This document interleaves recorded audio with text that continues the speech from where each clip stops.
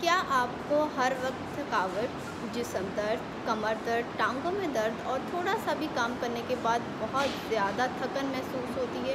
तो इसका मतलब ये है कि आप अपनी डाइट के अंदर एक बहुत ही अहम विटामिन मिस कर रहे हैं जिसकी आपको कमी है, और वो है विटामिन B12। ये मोस्टली लोगों में होता है जो स्ट्रिक्टली वेजिटेरियन हैं, यानी कि हर वक्त वो ज़्यादा डाइट अपना पोर्शन जो है वो वेजिस से लेते हैं और गोश्त को कम अपनी डाइट में शामिल करते हैं।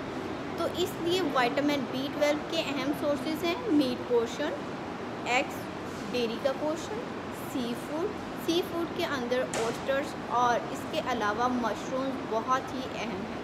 B12 इन तमाम सोर्सेज से आता है।